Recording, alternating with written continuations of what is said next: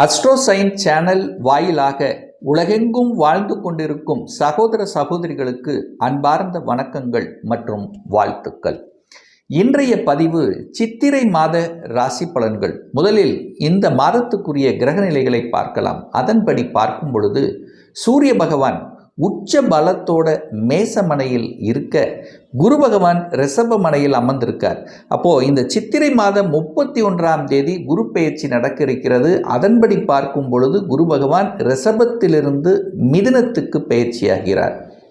செவ்வாய் பகவான் கடகமனையில் நீச்சத்தன்மையில் இருக்க, கேது பகவான் கன்னிமனையில் வீற்றிருக்க, மீனமனையில் சனி பகவான், புதன், சுக்கிரன், ராகு இந்த 4 கிரகங்கள் இருக்க, இந்த மாதம் அதாவது சித்திரை மாதம் 24ஆம் தேதி அன்று, அதாவது 7/5/2025 அன்று புதனுடைய பெயர்ச்சி இருக்கிறது. அப்போ புதன் பகவான் மேசத்துக்கு பெயர்ச்சியாகிறார்.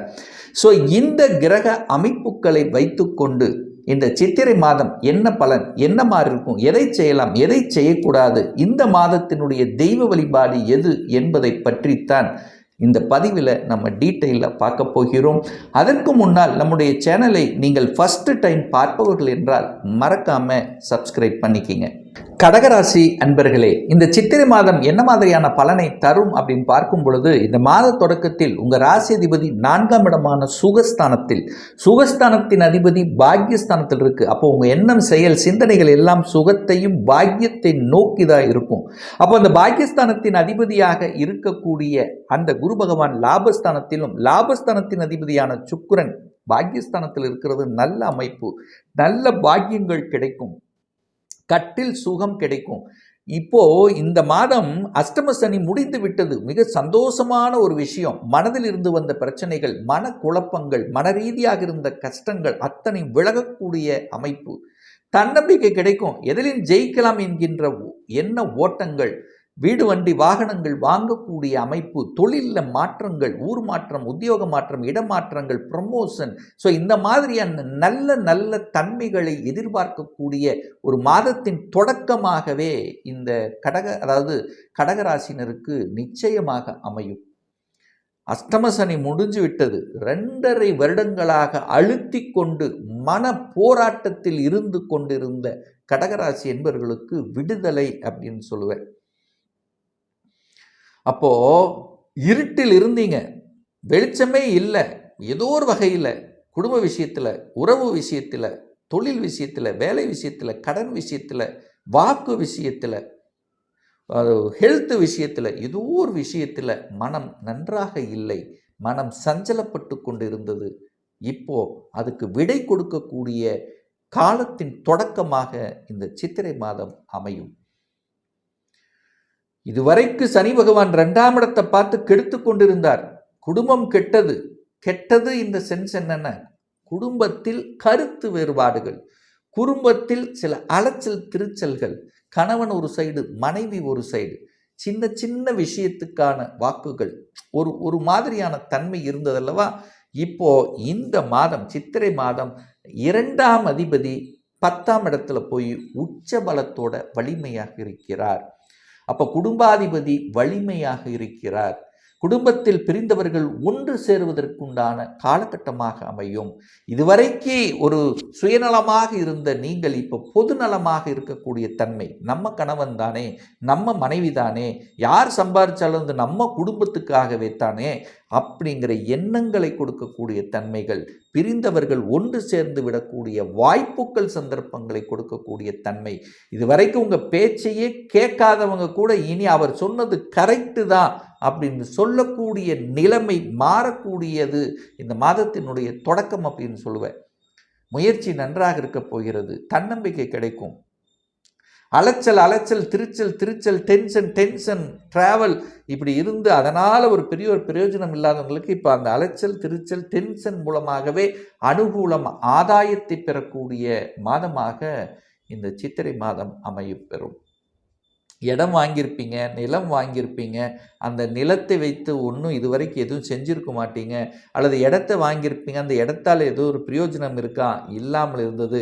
அல்லது இடத்துல ஏதாவது ஒரு பிரச்சனை இருக்குது. ஸோ இந்த மாதிரி இடத்தால் இருந்து வந்த பிரச்சனைகளை களைவதற்கு, அதற்கான ஸ்டெப்ஸ் எடுப்பதற்குண்டான ஒரு காலகட்டம் இந்த சித்திரை மாதம் அப்படின்னு சொல்லுவேன்.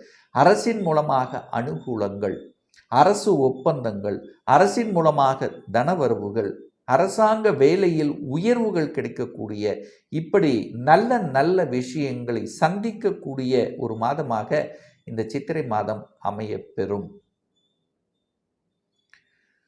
பூர்வ புண்ணிய ஸ்தானம், அதாவது பூர்வீகத்தில் நிறைய பிரச்சனை, சகோதர பிரச்சனை, அண்ணன் தம்பிக்குள்ள பிரச்சனை, அல்லது உங்களுடைய பங்காளிகளுக்குள்ள பிரச்சனை, அப்பா வகையில் இருக்கக்கூடிய பங்காளிகள் அல்லது அம்மா வகையில் ஏதாவது உறவுகள் ரீதியாக சில கஷ்டங்களை நஷ்டங்களை சந்தித்து கொண்டிருந்தவர்கள் இப்போ அதை கலைஞ்சிடலாம், ஒரு பேச்சுவார்த்தையினால ஒரு சுமூகமான உறவு மேம்படுத்தி கொள்ளலாம் என்கின்ற எண்ண ஓட்டத்தை கொடுக்கக்கூடிய ஒரு மாதமாக அமையும். நிறைய தெய்வத்தை வணங்கியிருப்பீங்க 2.5 வருஷமாக. கஷ்டம் குலதெய்வத்தை வழங்கியிருப்பீங்க, இஷ்ட தெய்வத்துக்கு போயிருப்பீங்க, நிறைய பரிகாரம் செஞ்சோம், அதை செஞ்சோம் இதை செஞ்சோம், ஏதோ ஒன்று செஞ்சிட்டு இருந்தவர்களுக்கெல்லாம் நல்லது நடக்கலையே என்று ஏங்கி தவித்து கொண்டு இருக்கக்கூடிய கடகராசி என்பவர்களுக்கு இப்போ அதுக்கு விடை கொடுக்கக்கூடிய ஒரு காலகட்டமாக அமையும். குழந்தைகள் மூலமாக நல்லா படித்த, கொஞ்சம் ஒரு மார்க்கில் போயிடுச்சு, நினைச்ச கோர்ஸ் கிடைக்கல, அல்லது நல்ல எக்ஸாம் எழுதினேன், அரசு வேலைக்கு தான் போகணுங்கிறது முயற்சி எடுத்து 2 வருடமாக உழைச்சேன், மனம் ஒத்துழைக்கல, ஒரு மாதிரி இருந்தது, கொஞ்சம் மார்க் போயிடுச்சு, வருத்தவே பட வேண்டாம் கடகராசி என்பர்கள். இந்த வருடம் இந்த சித்திரை மாதத்தினுடைய தொடக்கத்திலிருந்தே உற்சாகத்தையும் தன்னம்பிக்கை கொடுக்கும். இந்த வருடம் நிச்சயமாக அரசுல என்ட்ரி ஆகுவீங்க அப்படிங்கிற அந்த மனதோட நீங்கள் செயல்பட்டீர்கள்னால் நிச்சயம் வெற்றி பெறுவீங்க. இதில் மாற்று கருத்து இல்லை. குழந்தைகள் நன்றாக இருக்கப் போகிறீர்கள், நன்றாக படிக்கப் போகிறீர்கள். நீங்கள் எது ஒரு நடக்கலையேன்னு நினச்சிட்டு இருந்தீங்களோ அதன் மூலியமாகவே இப்போ நல்லது நடக்கக்கூடிய தொடக்கமாக இந்த சித்திரை மாதம் நிச்சயமாக அமையப்பெறும். நிறைய பேர் கடனை வாங்கி கடன் அடைத்தல், கடனால் பிரச்சனை, கடனை கழுத்து நெரிக்குது, கடன் கட்டும் முடிக்க மாட்டோமா, ஸோ இப்படி கடன் சார்ந்த விஷயத்தில் இருந்து வந்த பிரச்சனைகள் இப்போ 6க்குரியவன் தனக்கு 6ஆம் இடத்தில் இருக்கிறதுனாலையும் அந்த கடனை அடைச்சிடலாங்கிற தன்னம்பிக்கை கொடுக்கும். ஆனால் என்ன இருந்தாலும் கடன் தன்னுடைய கெப்பாசிட்டிக்கு மேலே போகக்கூடாது என்பதை ஆழமாக மனதில் பதிய வைத்து கொள்ளுங்கள் இந்த கடகராசி என்பர்கள். ஏன் இதை சொல்கிறேன்னா, 6ஆம் அதிபதி இந்த சித்திரை மாதம் 31ஆம் தேதி அன்று பெயர்ச்சியாகி மிதுனத்துக்கு போகிறார். அது உங்கள் கடகராசினருக்கு 12வது வீடாக வர்றதுனால அந்த 12ஆம் வீட்டில் இருக்கக்கூடிய குரு பகவான் 6ஆம் இடத்தை பார்க்கிறார்.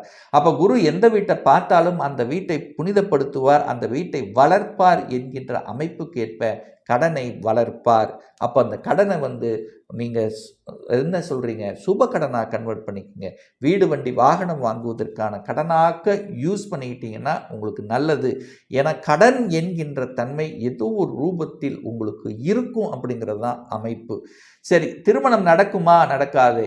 ஏன்னா குரு பெயர்ச்சியை 12ல் போய் மறைஞ்சிடுறாரே, அப்போ எப்படி நடக்கும்? 12ஆம் இடம் என்பது விரயஸ்தானம்னாலும் அயன சயன சுகஸ்தானமும் அங்கே இருக்கிறது. கட்டில் சுகத்தை கொடுக்கக்கூடிய இடமும் அந்த இடங்கிறதுனால நிறைய பேருக்கு கடகராசி என்பவர்கள் கடந்த 2.5 வருடங்களாக திருமணம் ஆகாதவர்கள் இப்போ இந்த வருடத்தில் நிச்சயமாக திருமணம் ஆகும். அதுக்காக நீங்கள் வருத்தப்பட வேண்டாம். ஏன்னா குரு போய் 12ல் மறையுதே சார், இதுவரைக்கும் நாம் சனியினுடைய அஷ்டம சனியில் பாதிக்கப்பட்டிருந்தோமே, இப்போ குரு வேற இந்த மாதம் போய் 12ல் மறைகிறாரே, அப்போ குரு மறைஞ்சிட்டாருன்னா நமக்கு குரு பலன் இல்லையே, திருமணம் தடையாயிருமோ அப்படிங்கிற எண்ண ஓட்டங்களை கொடுத்து கொண்டிருந்த அன்பர்களுக்கு நிச்சயமாக திருமணம் நடக்கும். அதில் மாற்று கருத்து கிடையாது. சரிங்க சார், அடுத்தது குரு ராகு கேது பயிற்சி வேற வருதே, அந்த ராகு போய் 8ல் உட்காந்துடுறாரு, அவர் ஏதாவது கெடுதல் பண்ணிடுவாரா? கிடையாது. உங்களை வெளிநாட்டுக்கு அனுப்ப வைப்பார், அவ்வளோதான். அந்த ராகுவை குரு பார்த்து ராகுவை புனிதப்படுத்தும். அப்போ என்ன பண்ணுவீங்க? நிறைய கடகராசி என்பர்கள் நிறைய பேர் வெளிநாட்டுக்கு செல்லக்கூடிய வாய்ப்புகள் சந்தர்ப்பங்கள் உங்களை தேடி வரும். அல்லது அதுக்கான என்ன ஓட்டத்தில் இருக்கக்கூடிய கடகராசி என்பர்கள் நீங்கள் வெளிநாட்டுக்கு போவீங்க. இதில் மாற்று கருத்தே கிடையாது. உங்கள் ஜாதகத்தில் பாருங்கள், 4ஆம் இடம், 6ஆம் இடம், 8ஆம் இடம், 12ஆம் இடத்தில் குரு பகவான் இருக்கிறதா அப்படிங்கிறத செக் பண்ணுங்கள். உங்கள் லக்னம் லான்னு போட்டிருக்கும் பார்த்தீங்க, அந்த லக்னத்திலிருந்து 4, 6, 8, 12 குரு இருந்துச்சுன்னா நீங்கள் ஆல்ரெடி உங்கள் ஊரை விட்டு கொஞ்சம் தூரத்தில் தான் இருக்கிறீங்க. ஒரு 100 கிலோமீட்டர் தள்ளியாவது இருப்பீங்க. அல்லது அதர் ஸ்டேட், அதர் மாநிலம், வெளிநாடு, இப்படித்தான் இருக்கும்.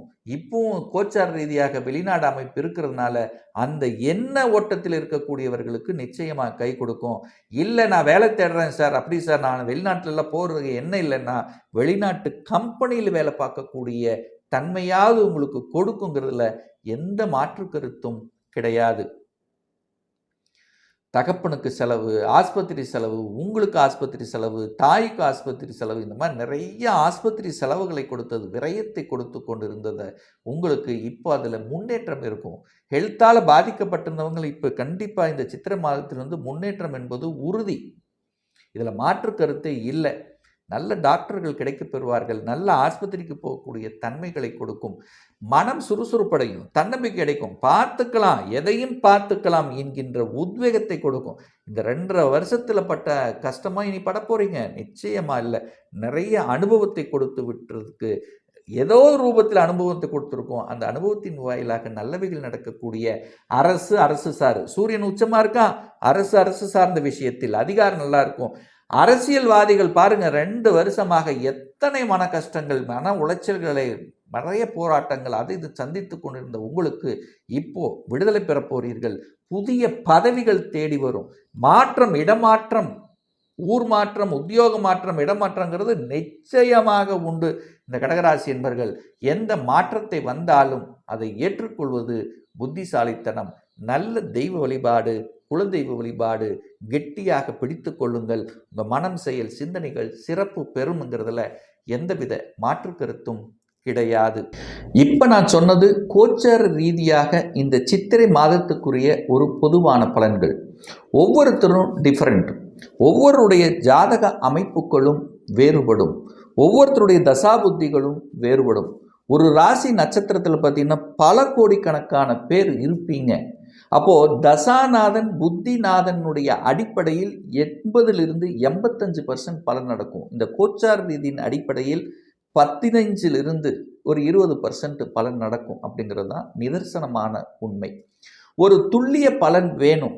அதாவது உங்கள் சுய ஜாதகத்தில் கிரகங்கள் எப்படி இருக்கிறது, என்ன ஆதிபத்தியம் பெற்றிருக்கு, எந்த டிகிரியில் இருக்கார், இப்போ நடப்பு தசாநாதன், புத்திநாதன், அந்தரநாதன், சூட்சமநாதன் எப்பேற்பட்ட நிலையில் இருக்கிறது என்பதை பொறுத்து நீங்கள் கேட்கக்கூடிய எந்த கேள்வியாக இருந்தாலும் சரி, 2025 ஒரு சொந்த தொழில் செய்யணும்னு ஆசைப்படுகிறேன், அதற்கான கொடுப்பினை நம்முடைய ஜாதகத்தில் இருக்கா, சரி அப்படி இருக்குதுன்னா எப்போ நம்ம சொந்த தொழில் செஞ்சால் நமக்கு நன்மையை தரும், எந்த கோர்ஸ் எடுத்து படிக்கணும் என்கின்ற கொடுப்பினை நம்ம ஜாதகத்தில் இருக்கு, அப்படி எந்த கோர்ஸ் எடுத்து படித்தா நம்முடைய ஃபியூச்சர் நன்றாக இருக்கும்.